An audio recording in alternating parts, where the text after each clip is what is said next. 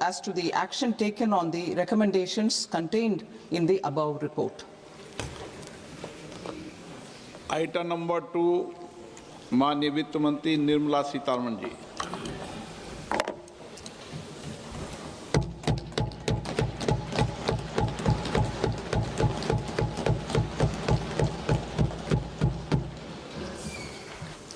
Honorable Speaker, sir, on the sacred occasion of Magh Purnima and the birth anniversary of Guru Ravidas, I present the budget for the year 2026-2027. Since we assumed office 12 years ago, India's economic trajectory has been marked by stability, fiscal discipline, sustained growth, and moderate inflation. This is the result of conscious choices we have made, even in times heightened uncertainty and disruption. Our government, led by Honorable Prime Minister Modi, has decisively and consistently chosen action over ambivalence, reform over rhetoric, and people over populism. We have pursued far-reaching structural reforms, fiscal prudence and monetary stability, whilst maintaining a strong thrust on public investment. Keeping Atmanirbharta as a lodestar, we have built domestic manufacturing capacity, energy security, and reduced critical import dependencies. Simultaneously, we have ensured that citizens benefit from every action of the government, undertaking reforms to support employment generation, agricultural productivity, household purchasing power, and universal services to people. These measures have delivered a high growth rate of around 7% and helped us make substantial strides in poverty reduction and improvement in the lives of our people. Today, we face an external environment in which trade and multilateralism are imperiled and access to resources and supply chains are disrupted. New technologies are transforming production systems while sharply increasing demands on water, energy, and critical minerals. India will continue to take confident steps towards Vikasit Bharat, balancing ambition with inclusion. As a growing economy with expanding trade and capital needs, India must also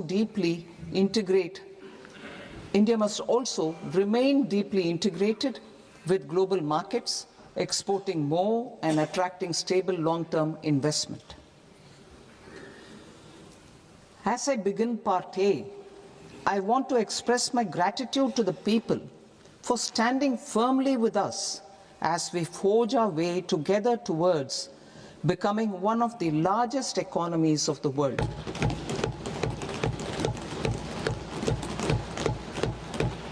Our aim is to transform aspiration into achievement and potential into performance as we ensure that the dividends of growth reach every farmer, the scheduled caste, the scheduled tribes, the nomads, the youth, the poor, and the women. In Vikasit Bharat Young Leaders Dialogue 2026, several innovative ideas were shared with our Prime Minister, which have inspired many of the proposals, making this a unique Yuva Shakti-driven budget.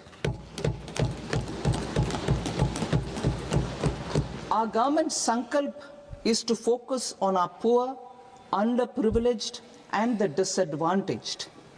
To deliver on this sankalp, and given that this is the first budget prepared in Kartavya Bhavan, we are inspired by three Kartavya. Our first Kartavya is to accelerate and sustain economic growth by enhancing productivity and competitiveness and building resilience to volatile global dynamics. Our second Kartavya is to fulfill aspirations of our people and build their capacity making them strong partners in India's path to prosperity. Our third kartavya, aligned with our vision of Sabka Saath, Sabka Vikas, is to ensure that every family, community, region, and sector has access to resources, amenities, and opportunities for meaningful participation. This threefold approach requires a supportive ecosystem. The first requirement is to sustain the momentum of structural reforms, continuous, adaptive, and forward-looking. Second, a robust and resilient financial sector is central to mobilizing savings, allocating capital efficiently, and managing risks. Third, cutting-edge technologies, including AI applications, can serve us as force multipliers for better governance. Reform Express. Our government has undertaken comprehensive reforms towards creating employment, boosting productivity, and accelerating growth.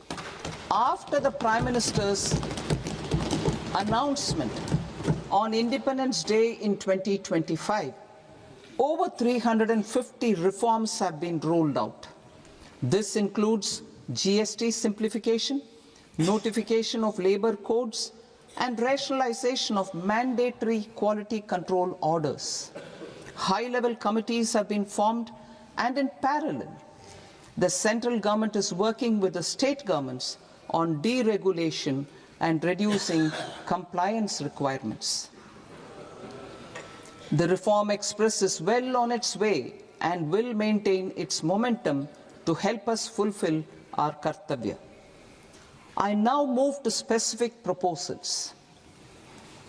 Under our first kartavya, to accelerate and sustain economic growth, I propose interventions in 6 areas. 1. Scaling up manufacturing in 7 strategic and frontier sectors. 2. Rejuvenating legacy industrial sectors. 3.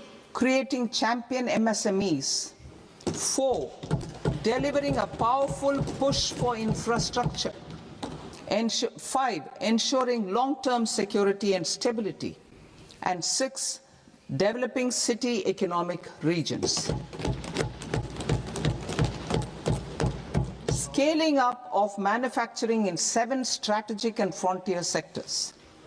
Biopharma Shakti, meaning biopharma strategy for health advancement through knowledge, technology, and innovation. India's disease burden is observed to be shifting towards non-communicable diseases like diabetes, cancer, and autoimmune disorders. Biologic medicines are key to longevity and quality of life at affordable costs. To develop India as a global biopharma manufacturing hub,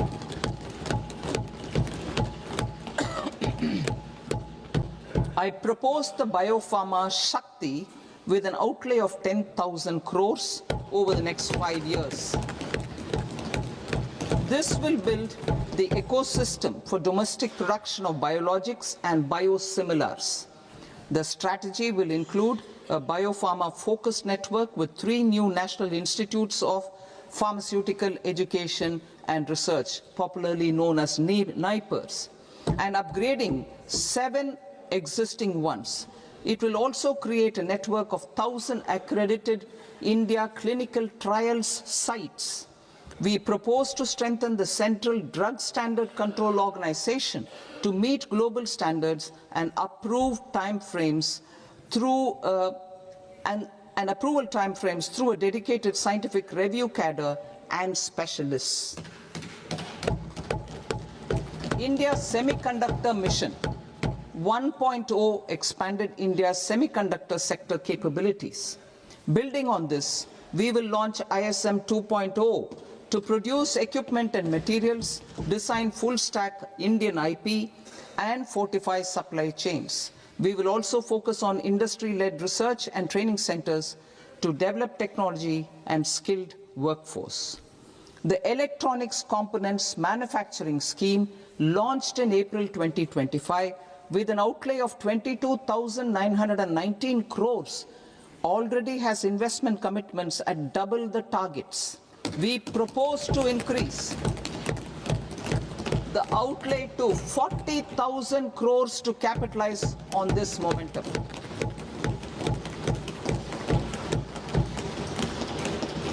A scheme for rare earth permanent magnets was launched in 2025 November. We now propose to support the mineral-rich states of Odisha, Kerala, Andhra Pradesh and Tamil Nadu to establish dedicated rare earth corridors to promote mining, processing, research and manufacturing. To enhance domestic chemical production and reduce import dependency,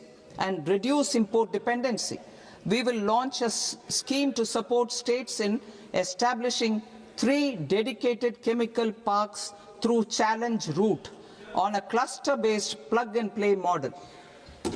Strong capital goods.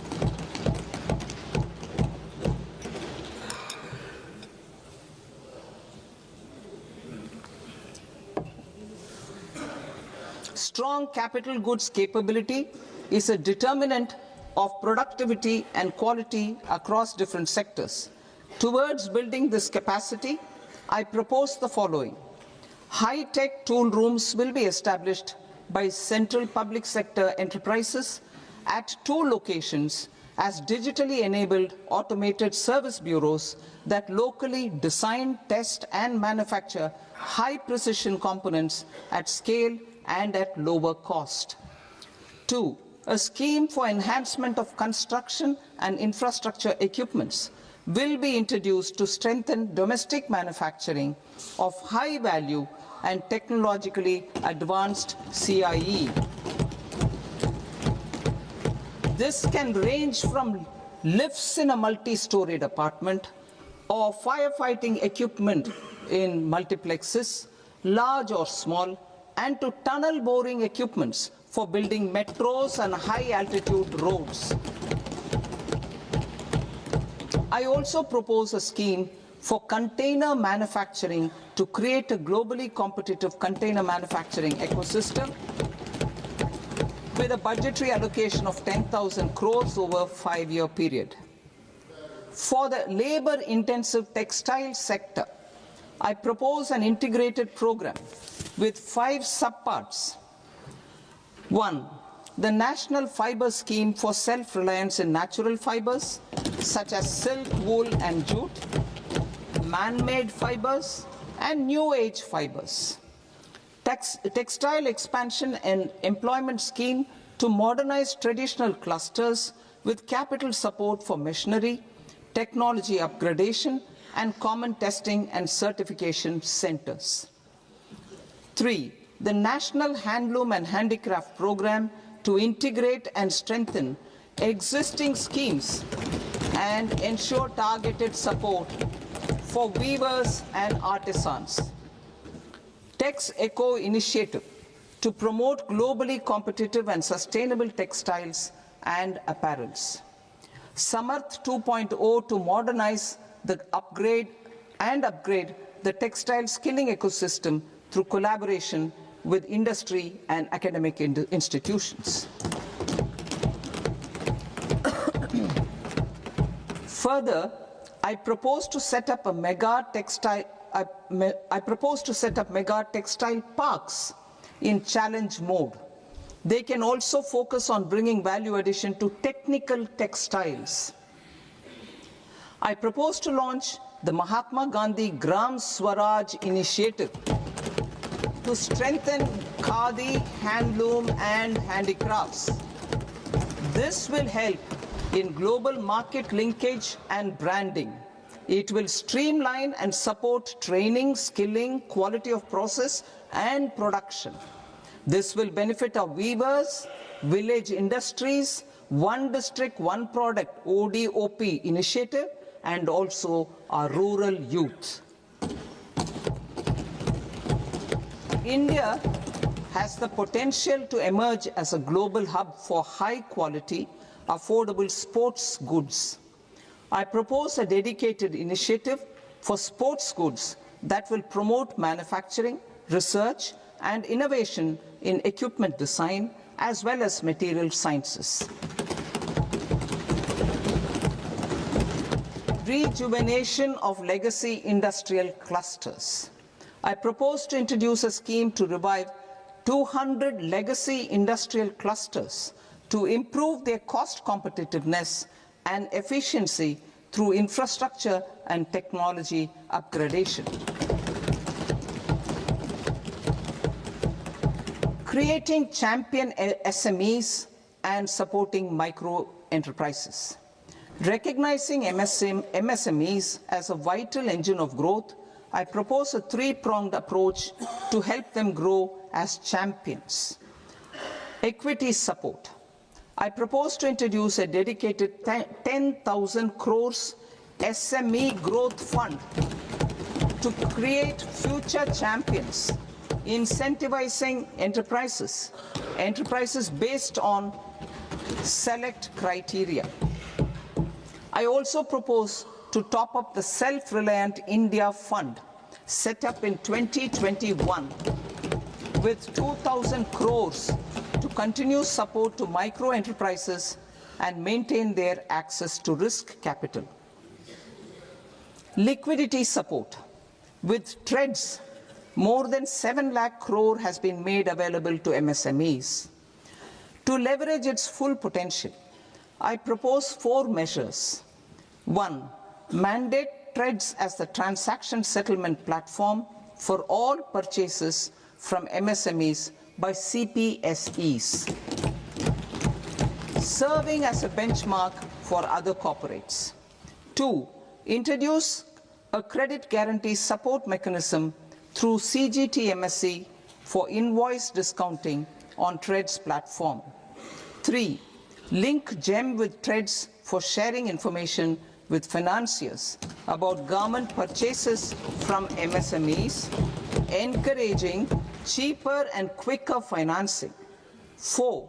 Introduce TREDS receivables as asset-backed securities, helping develop a secondary market, enhancing liquidity and settlement of transactions. Professional support. Government will facilitate professional institutions such as the ICAI, ICSI, ICMAI to design short-term modular courses and practical tools to develop a cadre of corporate mitras, especially in Tier 2 and Tier 3 towns. These accredited para-professionals will help MSMEs meet compliance requirements at affordable costs. Infrastructure. During this past decade, our government has undertaken several initiatives for large-scale enhancement of public infrastructure, including through new financing instruments such as Infrastructure Investment Trust (InvITs) and Real Estate Investment Trust (REITs), and institutions like NIIF and NABFID.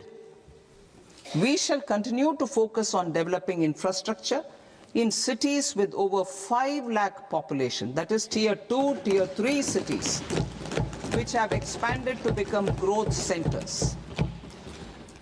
Public capital expenditure has increased manifold from 2 lakh crore in 2014-15 to an allocation of 11.2 lakh crore in BE 25-26.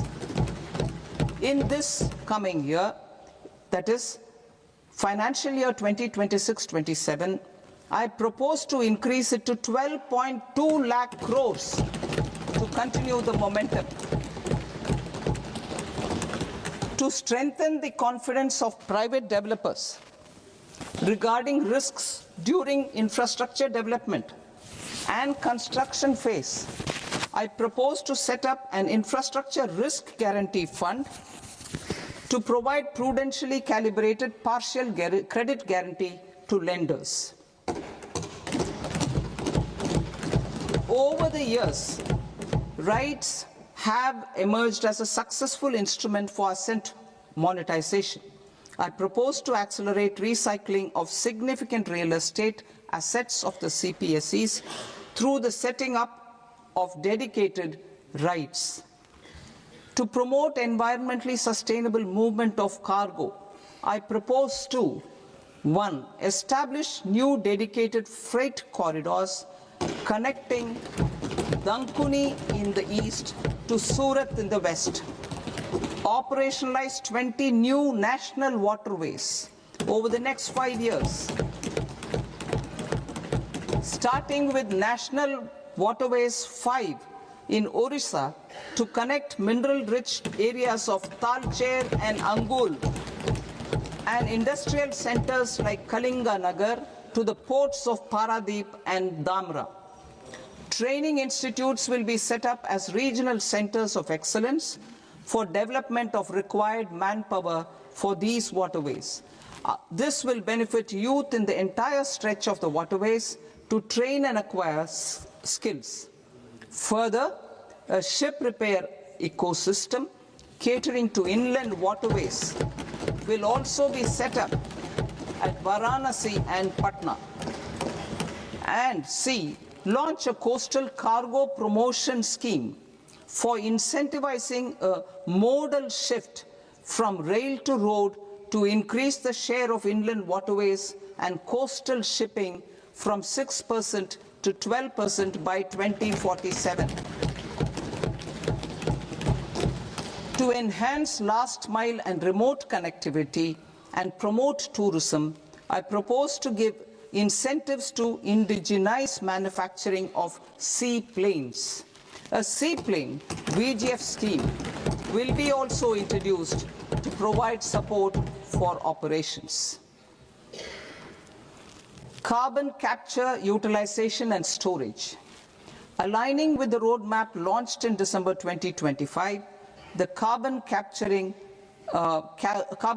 utilization and storage technologies at scale will achieve higher readiness and in end-use application across 5 industrial sectors, including power, steel, cement, refineries, and chemicals. An outlay of 20,000 crore is proposed over the next 5 years for this purpose. City economic regions.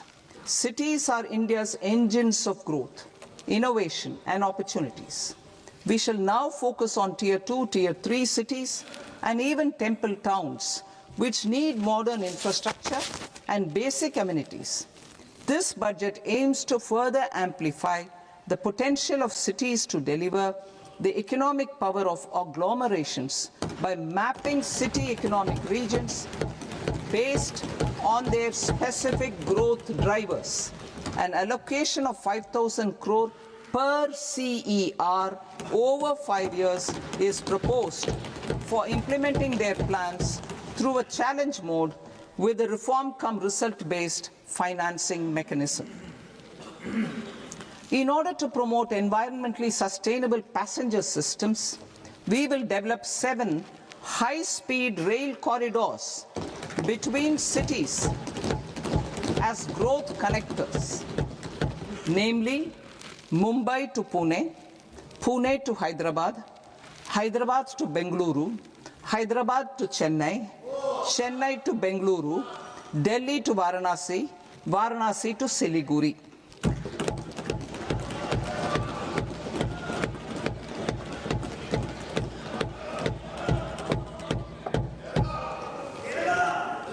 Financial sector.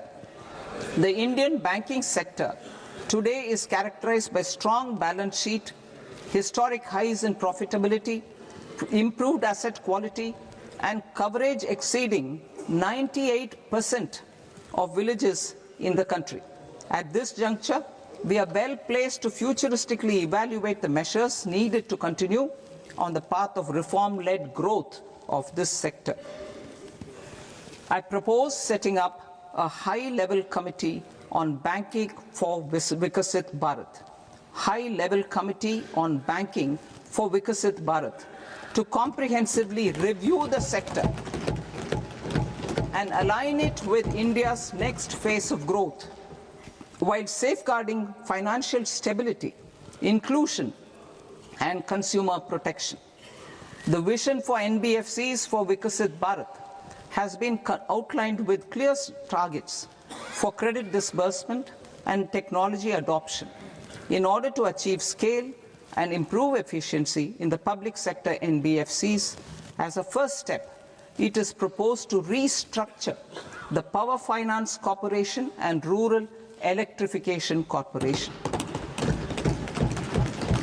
I propose a comprehensive review of the foreign exchange management non-debt instruments rules to create a more contemporary, user-friendly framework for foreign investments consistent with India's evolving economic priorities. Corporate bond market. I propose to introduce a market-making framework with suitable access to funds and derivatives on corporate bond indices. I also propose to introduce total return swaps on corporate bonds. Municipal bonds.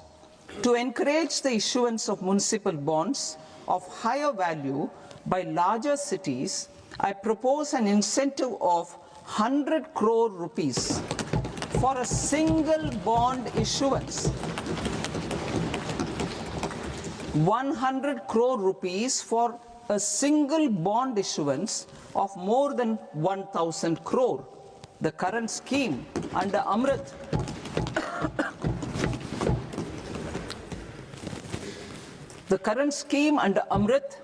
which incentivizes issuances up to 200 crores only, will also continue to support smaller and medium towns. That will also continue to support the smaller and medium towns. Ease of doing business. Individual persons resident outside India, PROI, will be permitted to invest in equity instruments of listed Indian companies through the portfolio investment scheme. It is also proposed to increase the investment limit for an individual PROI under the scheme from 5% to 10%, with an overall investment limit for all individual PROIs to 24% from the current 10%. Emerging technologies including AI. 21st century is technology driven. Adoption of technology is for the benefit of all people. Farmers in the field, women in STEM, youth keen to upskill, and Divyangjan to access newer opportunities. The government has taken several steps to support new technologies through AI Mission, National Quantum Mission, Anusandhan National Research Fund, and Research and Development and Innovation Fund. Our second kartavya is to fulfill aspirations and build capacities.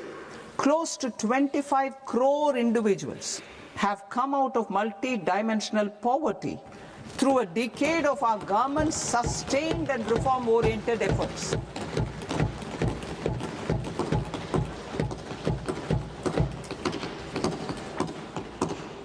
Our government has therefore decided to place a renewed emphasis on the service sector to provide a pathway to fulfilling aspirations of a youthful India with the following measures.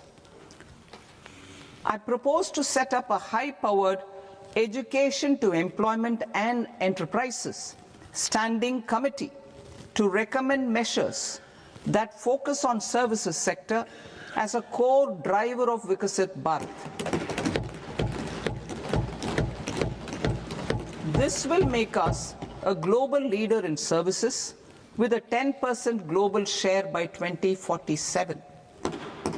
The committee will prioritize areas to optimize the potential for growth, employment, and exports. They will also assess the impact of emerging technologies, including AI, on jobs and skill requirements, and propose measures thereof. To create a range of skilled career pathways, a new range of skilled career pathways for our youth, I propose interventions in the following sectors. Health. Existing institutions for allied health professionals will be upgraded and new AHP institutions established in private and government sectors. This will cover 10 selected disciplines, including optometry, radiology, anesthesia, OT technology, applied psychology and behavioral health, and add 1 lakh AHPs over the next 5 years. A strong care system covering geriatric and allied care services will be built. A variety of NSQF-aligned programs will be developed to train multi-skilled caregivers, combining core care and allied skills such as wellness, yoga, and operation of medical assistive devices. In the coming year, 1.5 lakh caregivers will be trained.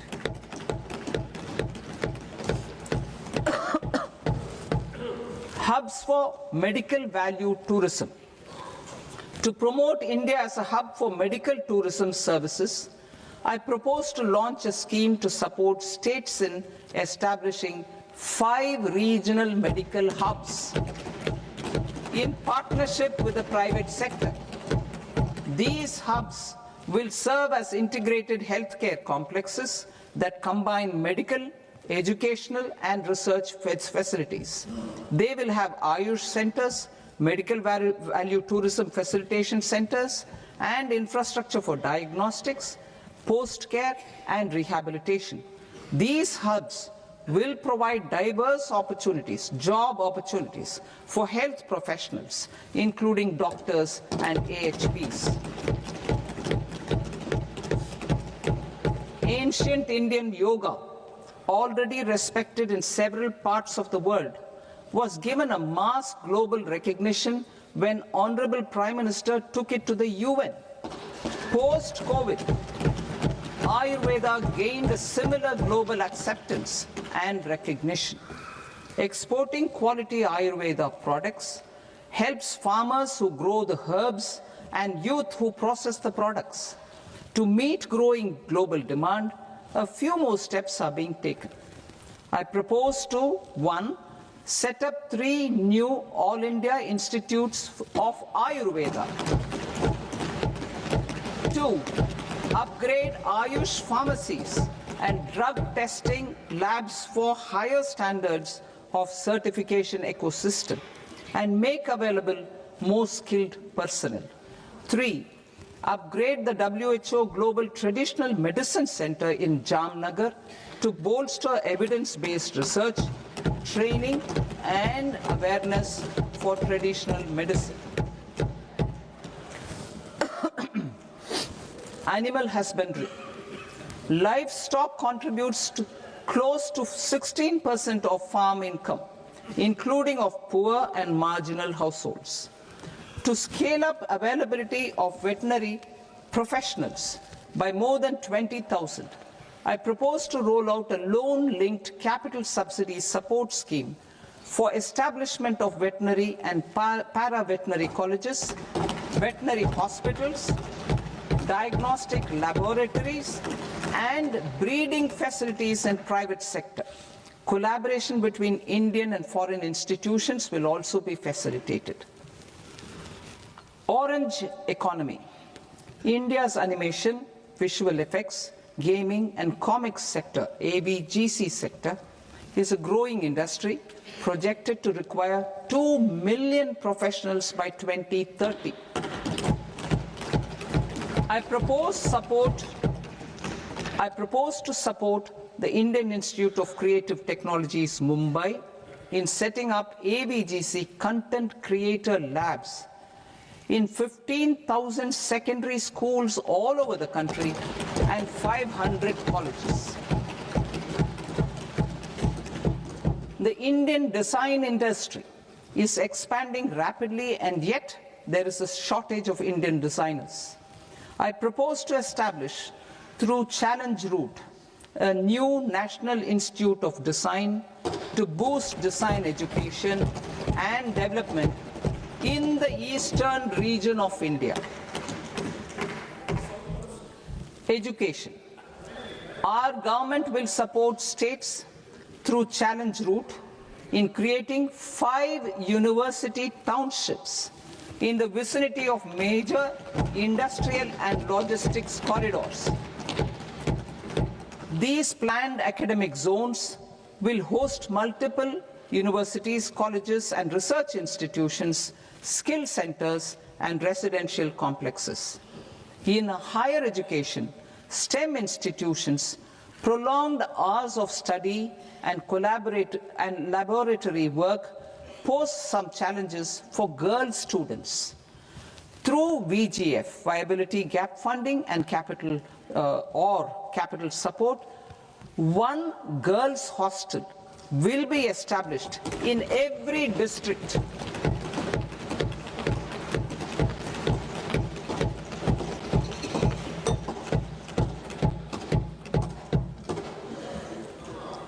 To promote astrophysics and astronomy via immersive experiences. 4 telescope infrastructure facilities will be set up or upgraded. The National Large Solar Telescope, the National Large Optical Infrared Telescope, the Himalayan Chandra Telescope, and the Cosmos 2 Planetarium. Tourism. The tourism sector has the potential to play a large role in the employment generation, forex earnings, and expanding the local economy. I propose to set up a National Institute of Hospitality by upgrading the existing National Council for Hotel Management and Catering Technology. It will function as a bridge between academia, industry, and government. I also propose a pilot scheme for upskilling 10,000 guides in 20 iconic tourist sites through a standardized, high-quality, 12-week training course in hybrid mode in collaboration with the Indian Institute of Management. A national destination digital knowledge grid will be established to digitally document all places of significance, cultural, spiritual, and heritage. This initiative will create a new ecosystem of jobs for local researchers, historians, content creators, and technology partners. India has the potential and opportunity to offer world-class trekking and hiking experience. We will develop ecologically sustainable mountain trails in Himachal Pradesh, Uttarakhand, and Jammu Kashmir. Also in Araku Valley in the Eastern Ghats and Podigai Malai in the Western Ghats. Turtle trails along key nesting sites in the coastal areas of Odisha, Karnataka, and Kerala. And 3 bird watching trails along the Pulikat Lake in Andhra Pradesh, Tamil Nadu. It's on the border. Under the visionary leadership of Honorable Prime Minister, we established the International Big Cat Alliance in 2024. This year, India is hosting the first ever Global Big Cat Summit, where heads of governments and ministers from 95 range countries will deliberate on collective strategies for conservation. Heritage and culture tourism. I propose to develop 15 archaeological sites, including Lothal, Dolavira, Rakigadi, Adichanallur, Saranath, Hastinapur, and Leh Palace into vibrant experiential cultural destinations. Excavated Excavated landscapes will be open to the public through curated walkways. Immersive storytelling skills and technologies will be introduced to help conservation labs, interpretation centers, and guides. The sports sector provides multiple means of employment, skilling, and job opportunities. Taking forward the systematic nurturing of sports talent which is set in motion through the Khelo India program earlier, I propose to launch a Khelo India mission to transform the sports sector over the next decade. The mission will facilitate an integrated talent development pathway supported by training centers which are foundational, intermediate, and elite levels. B, systematic development of coaches and support staff. C, integration of sports science and technology. D, competitions and leagues to promote sports culture and provide platforms. And E, development of sports infrastructure for training and competition. Our third Kartavya aligns with our vision of Sabka Saath, Sabka Vikas towards Vikasit Bharat.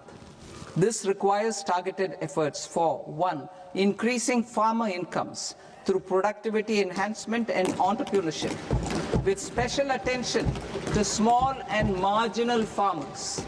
B. Empowering Divyangjan through access to livelihood opportunities, training, and high-quality assistive devices. C. Empowering the vulnerable to access mental health and trauma care. D. Focus on the Purvodaya states and the Northeast region to accelerate development and employment opportunities. Fisheries. We will undertake initiatives for integrated development of 500 reservoirs and Amrit Sarovars. 2. Strengthen the fisheries value chain in coastal areas and enable market linkages involving startups and women-led groups together with fish farmer producer organizations. Animal husbandry.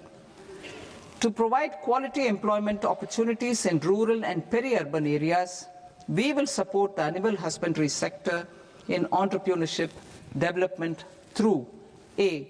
A credit-linked subsidy program, B. Scaling up and modernization of livestock enterprises, C. Enhanced creation of livestock, dairy, and poultry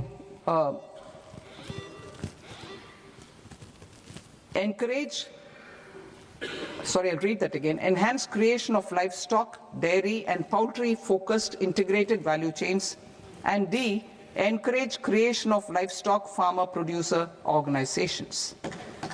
High-value agriculture. To diversify farm outputs, increase productivity, enhance farmers' incomes, and create new employment opportunities, we will support high-value crops such as coconut, sandalwood, cocoa, cashew in the coastal areas, agar trees in northeast, and nuts such as almonds, walnuts, and pine nuts in our hilly regions. All of them will be supported. India is the world's largest producer of coconuts. About 30 million people, including nearly 10 million farmers, depend on coconuts for their livelihood. To further enhance competitiveness in coconut production, I propose a coconut promotion scheme to increase production and enhance productivity through various interventions, including replacing and non-productive trees with new saplings or plants or varieties in major coconut growing states. A dedicated program is proposed for Indian cashew and cocoa to make India self-reliant in raw cashew and coconut production and processing, enhance export competitiveness, and transform Indian cashew and Indian cocoa into premium global brands by 2030. Sandalwood. Sandalwood is closely linked to India's social and cultural heritage. Our government will partner with state governments to promote focused cultivation and post-harvest processing to restore the glory of the Indian sandalwood ecosystem, to rejuvenate old, low-yielding orchards and expand high-density cultivation of walnuts, almonds, and pine nuts. We will support a dedicated program to enhance farmer incomes and in bringing value addition by engaging youth. Bharat Vistar, that is virtually integrated system to access agricultural resources. I propose to launch Bharat Vistar, a multilingual AI tool that shall integrate the AgriStack portals and the ICAR package on agricultural practices with AI systems. This will enhance farm productivity, enable better decisions for farmers, and reduce risk by providing customized advisory support. She Marts for rural women-led enterprises. Building on the success of Lakpati Didi program, I propose to help women take the next step from credit-linked livelihoods to being owners of enterprises. Self-help entrepreneur, She Marts will be set up as community-owned retail outlets within the cluster-level federations through enhanced and innovative financing instruments. Empowering Divyangjan. Divyangjan Kaushal Yojana. Information technology, AVGC sectors, hospitality and food and beverages sectors often offer task-oriented and process-driven roles which are suitable for Divyangjan. We will ensure dignified livelihood opportunities through industry-relevant and customized training specific to each Divyangjan group. Divyang Sahara Yojana. Timely access to high-quality assistive devices for all eligible Divyangjan is a fundamental need. I propose to 1. Support the Artificial Limbs Manufacturing Corporation of India, Alimco, to set up and to scale up production of assistive devices, invest in R&D and AI integration, strengthen PM Divyasha Kendras, and support setting up of assistive technology marts as modern retail style centers where Divyangjan and senior citizens can see, try and purchase assistive products. Reaffirming our commitment to mental health and trauma care. There are no national institutes for mental health care in North India. We will therefore set up a NIMHANS 2 and also upgrade national mental health institutes in Ranchi and in Tezpur as regional apex institutions.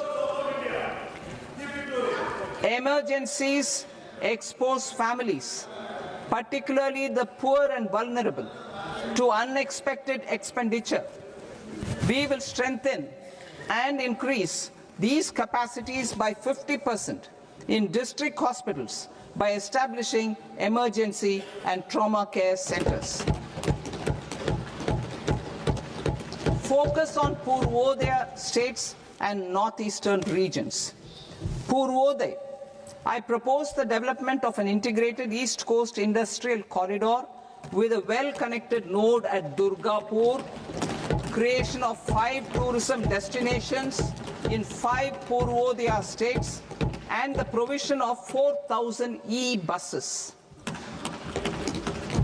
Buddhist sites in northeastern region.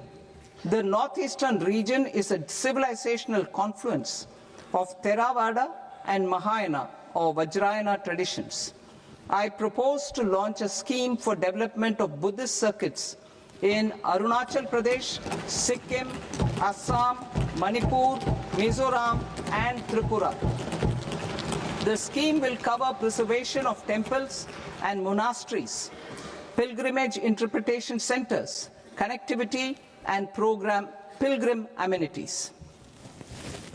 16th Finance Commission. On 17th November 2025, the 16th Finance Commission submitted its report to the President. As mandated under Article 281 of the Constitution, the government is to lay the report along with the explanatory memorandum on the action taken report on the recommendations of the Commission in Parliament, which, Sir, Honourable Speaker, you've allowed me to do at the commencement of this session. The government has accepted the recommendation of the Commission to retain the vertical share of devolution at 41%.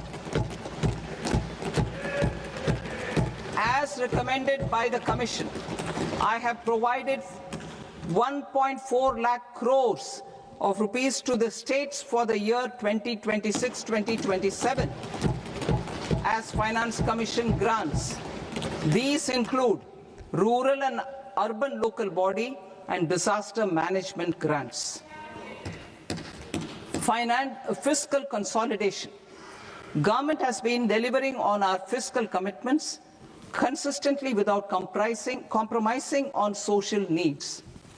To strive towards accepted standards of fiscal management in Budget 25-26, I had indicated that the central government would target reaching a debt to GDP ratio of 50 plus or minus 1% by 2030-31. In line with this, the debt to GDP ratio is estimated to be 55.6% of GDP in BE 26-27, compared to 56.1% of GDP in RE 25-26. A declining debt to GDP ratio will gradually free up resources for priority sector lending and expenditure by reducing the outgo on interest payments. One of the main operational instruments for debt targeting is the fiscal deficit. I am happy to inform this august House that I fulfilled my commitment made in 2021-2022 to reduce fiscal deficit below 4.5% of GDP by 25-26. In RE 25-26, the fiscal deficit has been estimated at par with BE of 2025-26 at 4.4% of GDP. In line with the new fiscal prudence path of debt consolidation, the fiscal deficit in BE 26-27 is estimated to be 4.3% of the GDP.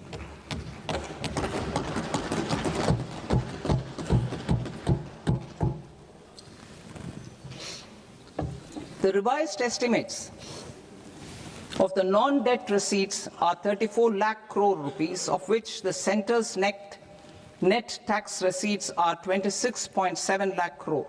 The revised estimate of the total expenditure is 49.6 lakh crore rupees, of which the capital expenditure is about 11 lakh crores.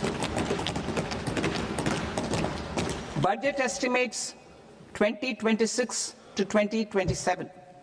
Coming to 26-27, the non-debt receipts and the total expenditure are estimated as 36.5 lakh crore and 53.5 lakh crore respectively. The centre's net tax receipts are estimated at 28.7 lakh crore rupees. To finance the fiscal deficit, the net market borrowings from dated securities are estimated at 11.7 lakh crore rupees. The balance financing is expected to come from small savings and other sources. The gross market borrowings are estimated at 17.2 lakh crore rupees. I'll now move to Part B. Part B, direct taxes.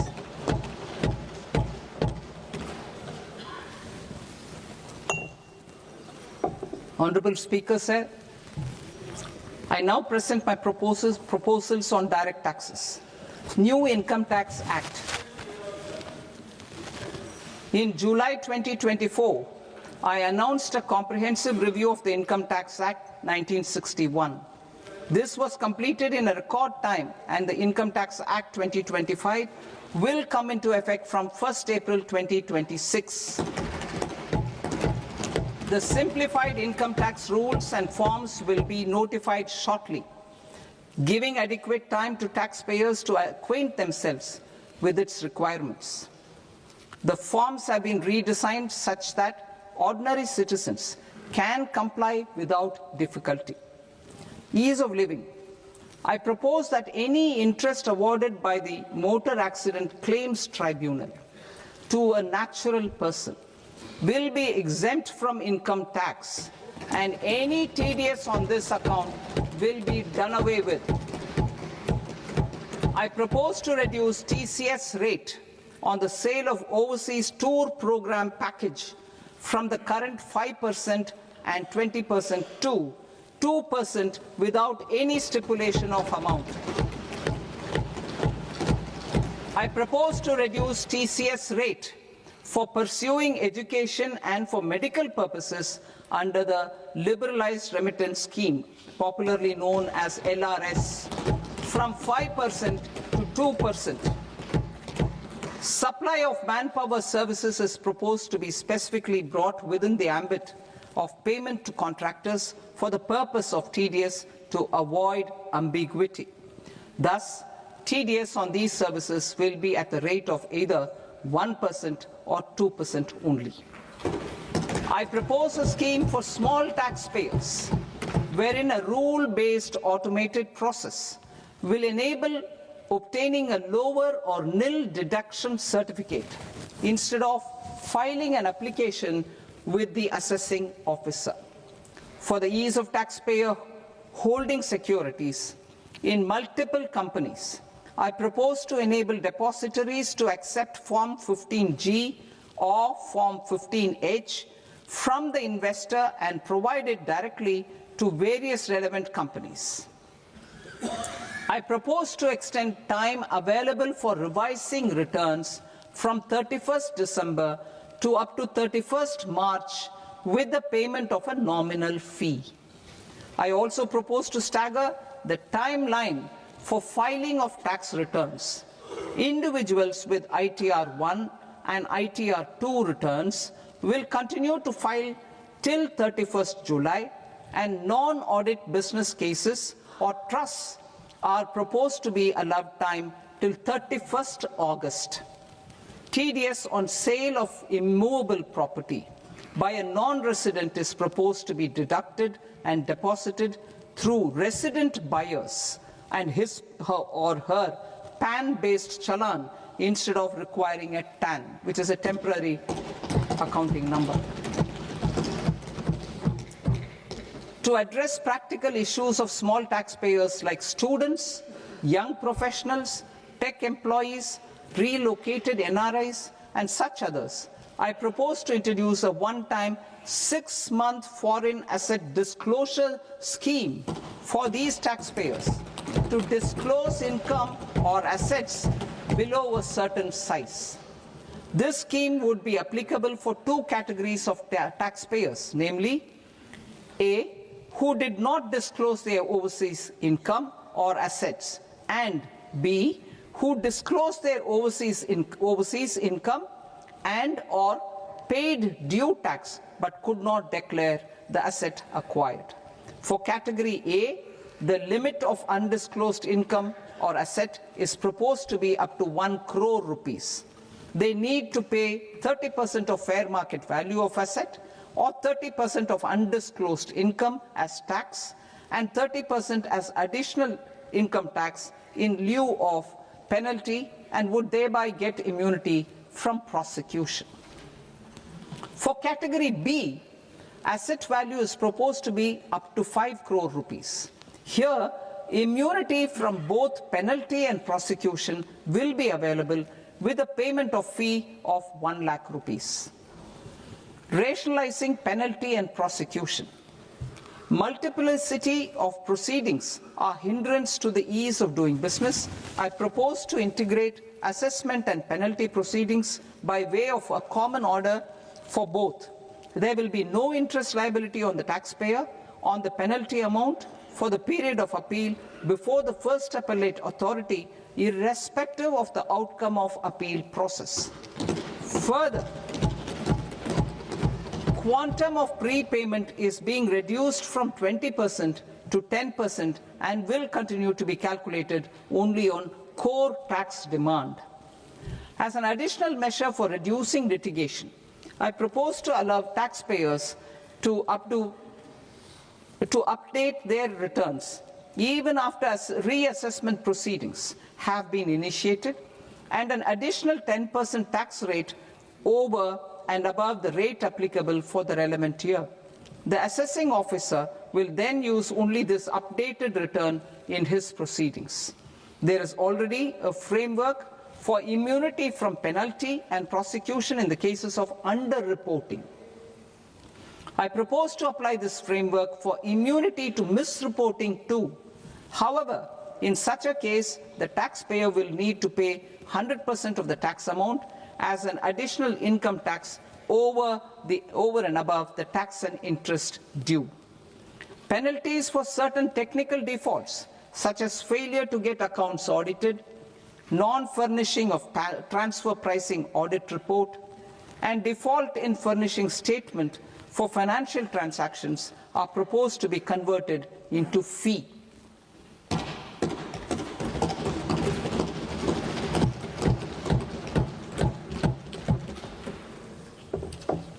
I propose to rationalize prosecution framework under Income Tax Act while maintaining a careful balance for deterrence in some serious offence. Non-production of books of account and documents and requirement of TDS payment where payment is made in kind are being decriminalized.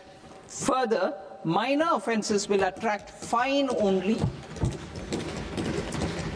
The remaining prosecutions will be graded commensurate with the quantum of offence. They will entail only simple imprisonment with maximum imprisonment reduced to 2 years and power to courts to convert even those into fines. There is no penalty. There is no penalty presently for non-disclosure of non-immovable foreign assets with aggregate value less than 20 lakh rupees. I propose to also provide them with immunity from prosecution with retrospective effect from 1/10/2024.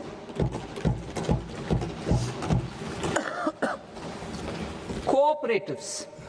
Deduction is already allowed to a primary cooperative society engaged in supplying milk, oilseeds, fruits or vegetables raised or grown by its members. I propose to extend this deduction to also include supply of cattle feed and cotton seed produced by its members. I propose to allow inter-cooperative society dividend income as deduction under the new tax regime to the extent it is further distributed to its members. I further propose to allow exemption for a period of 3 years to dividend income received by a notified national cooperative federation on their investments made in companies up to 31/1/2026. This exemption would be allowed only for dividends further distributed to its member cooperatives. Supporting IT sector as India's growth engine. India is a global leader in software development services, IT-enabled services, knowledge process outsourcing services, and contract R&D services relating to software development. These businesses and their segments are quite interconnected with each other. All these services are proposed to be clubbed under a single category of information technology services with a common safe harbor margin of 15.5% applicable to all. The threshold for availing safe harbor for IT services is being enhanced substantially from 300 crore rupees to 2,000 crore rupees. Safe harbor for IT services shall be approved by an automated rule-driven process without any need for tax officer to examine and accept the application.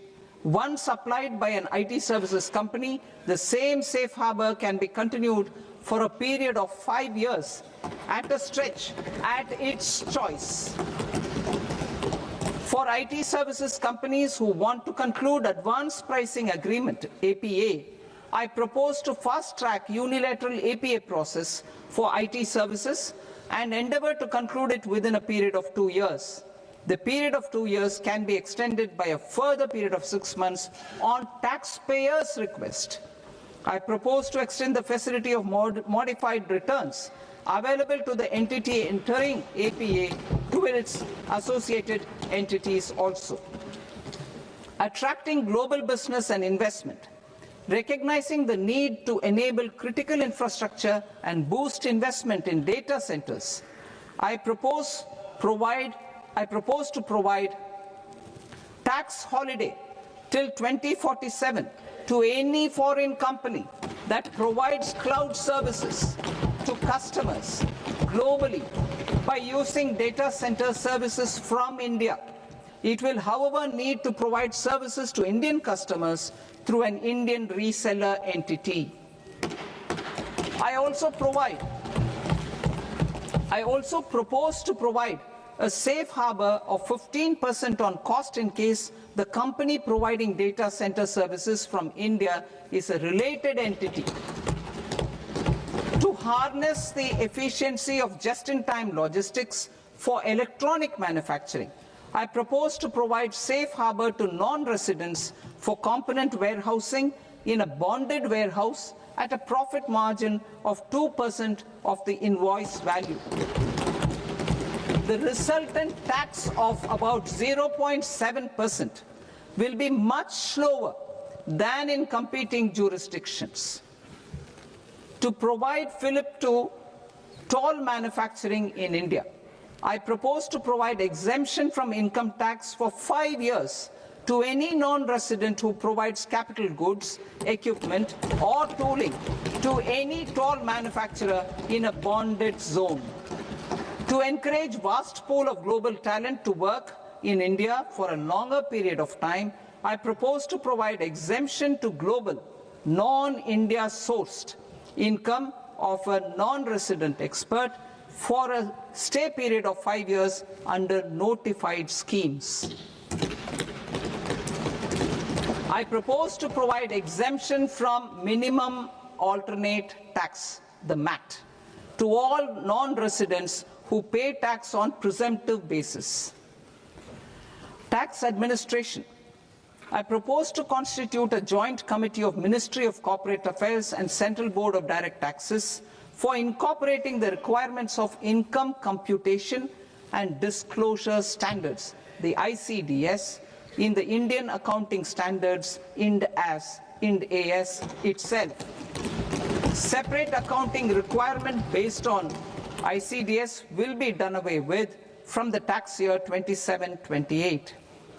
To support Prime Minister Modi's vision of homegrown accounting and advisory firms to become global leaders, I propose to rationalize the definition of accountant for the purposes of safe harbor rules.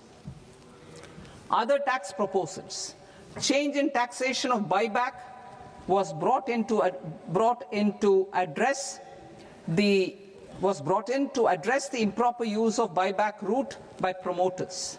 In the interest of minority shareholders, I propose to tax buyback for all types of shareholders as capital gains.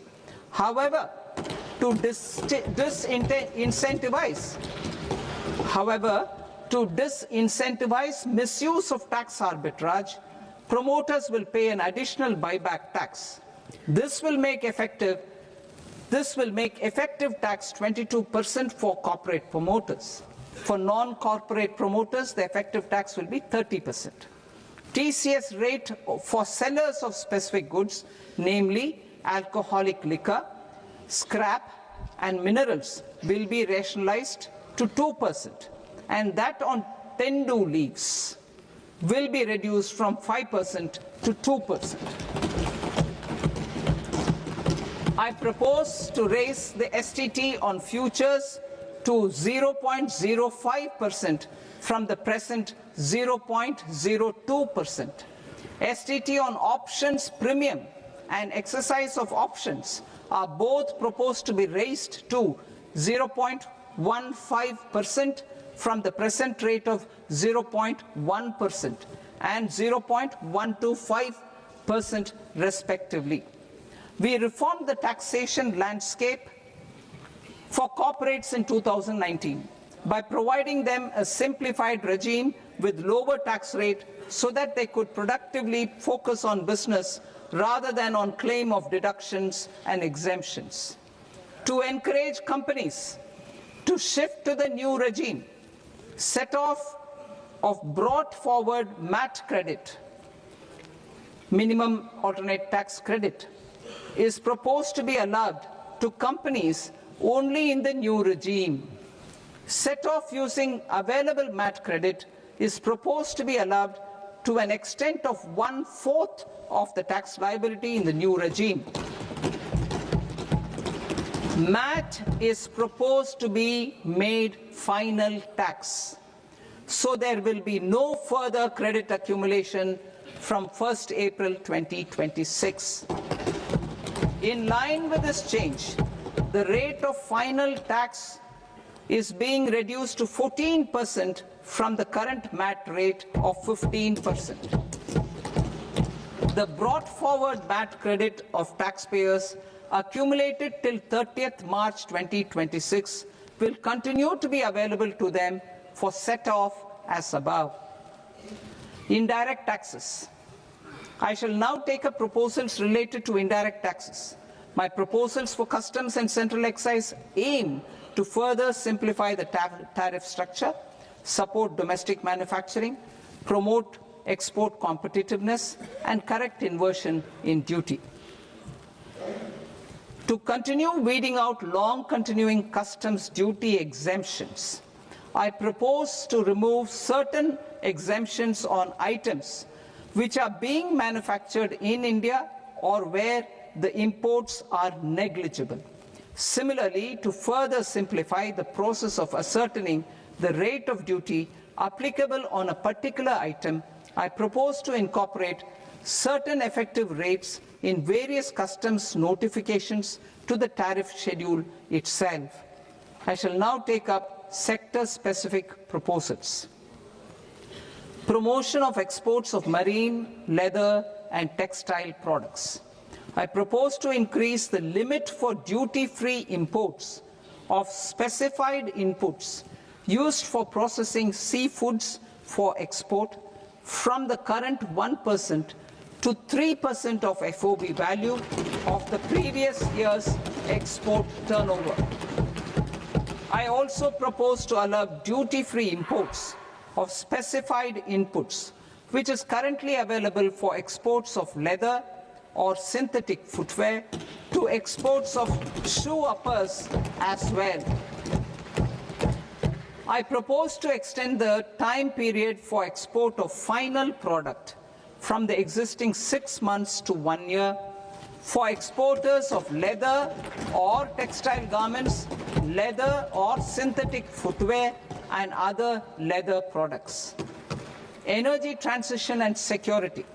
I propose to extend the basic customs duty exemption given to capital goods used for manufacturing lithium-ion cells for batteries to those used for manufacturing lithium-ion cells for battery energy storage systems also. I propose to exempt basic customs duty on import of sodium antimonate for use in manufacture of solar glass. Nuclear power. I propose to extend the existing basic customs duty exemption on imports of goods required for nuclear power projects till the year 2035 and expand it for all nuclear plants irrespective of their capacity. Critical minerals. It is proposed to provide basic customs duty exemption to the import of capital goods required for the processing of critical minerals in India. biogas blended CNG. I propose to exclude the entire value of biogas while calculating the central excise duty payable on biogas blended CNG. Civil and defense aviation. I propose to exempt basic customs duty on components and parts required for the manufacture of civilian training and other aircrafts. It is proposed to exempt basic customs duty on raw materials imported for the manufacture of parts of aircraft to be used in maintenance, repair, or overall requirements by units in the defense sector. Electronics. To deepen value addition in the consumer electronics sector, I propose to exempt basic customs duty on specified parts used in the manufacture of microwave ovens. Special economic zone.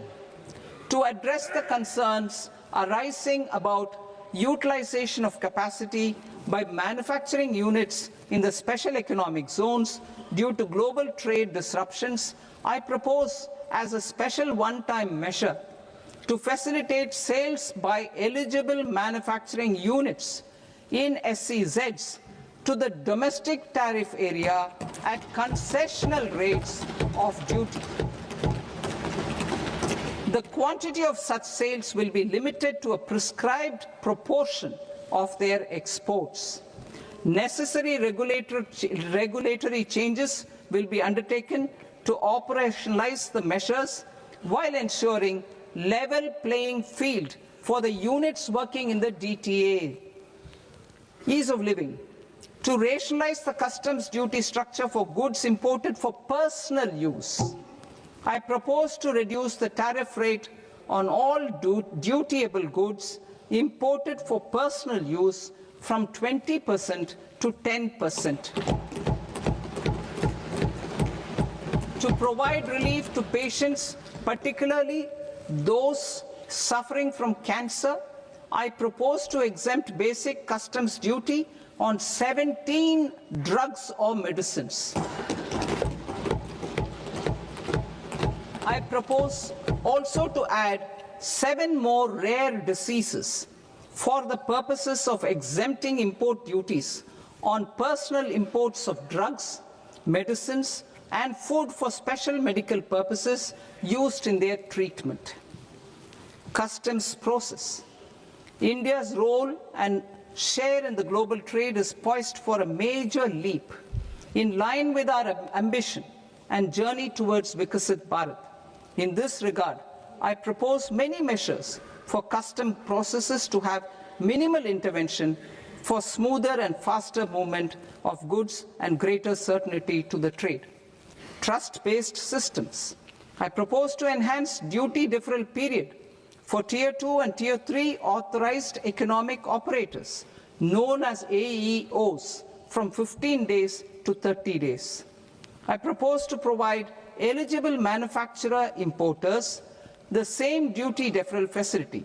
This should encourage them to get themselves accredited as a full-fledged Tier 3 AEO in due course.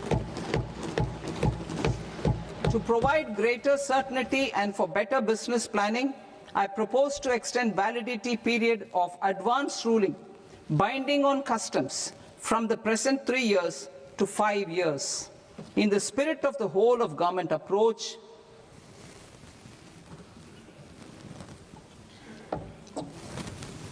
government agencies will be encouraged to leverage AEO accreditation for preferential treatment in clearing their cargo. Regular importers with trusted long-standing supply chains will be recognized in the risk system so that the need for verification of their cargo every time can be minimized. Export cargo using electronic sealing. Export cargo using electronic sealing will be provided through clearance from the factory premises to the ship. For import of goods not needing any compliance, filing of bill of entry by a trusted importer and arrival of goods will automatically notify customs for completing their clearance formalities. This will enable goods to be released immediately on arrival. The customs warehouse framework will be transformed into a warehouse operator-centric system with a self-declarations, electronic tracking, and risk-based audit. These reforms will move away from the current system of officer-dependent approvals and reduce transaction delays and compliance costs. Ease of doing business. Approvals required for cargo clearance from various government agencies will be seamlessly processed through a single and interconnected digital window by the end of the financial year.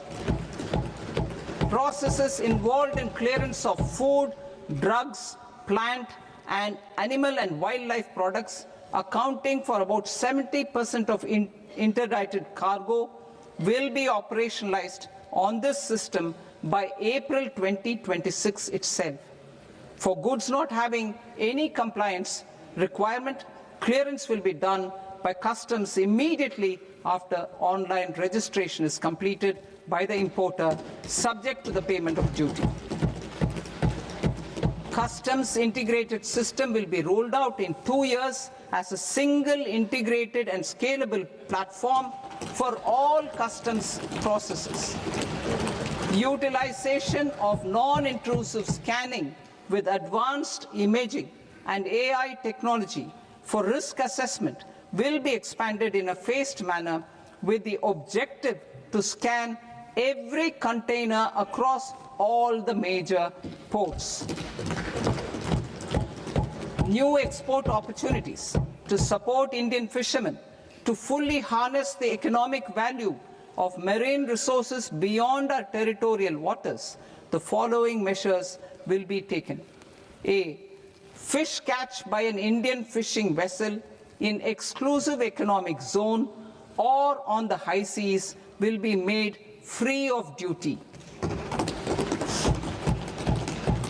Landing of such fish on foreign port will be treated as export of goods.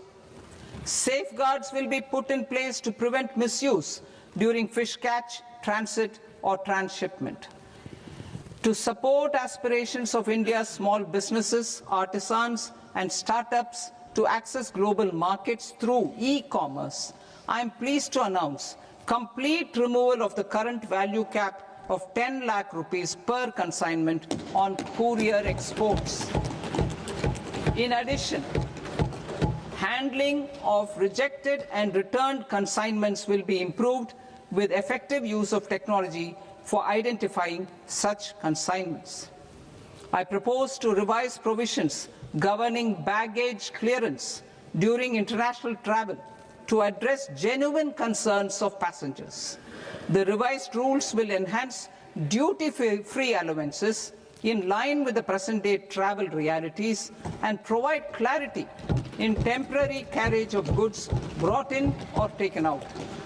There are honest taxpayers who are willing to settle disputes by paying all their dues, but they get deterred due to negative connotation associated with penalty. They will now be able to close cases by paying an additional amount in lieu of penalty. Honorable Speaker, sir, with this, I commend the budget to this august House. Sir, with your permission, I rise to lay on the table a copy each of the following papers, Hindi and English versions, under Article 281 of the Constitution, Report for 2026 to 2031, Volume 1, Main Report of the 16th Finance Commission. 2. Report for 2026-2031, Volume 2, Annexures of the 16th Finance Commission. Number 3, explanatory memorandum as to the action taken on the recommendations contained in the above report. Item number 2, माननीय वित्त मंत्री निर्मला सीतारमण जी.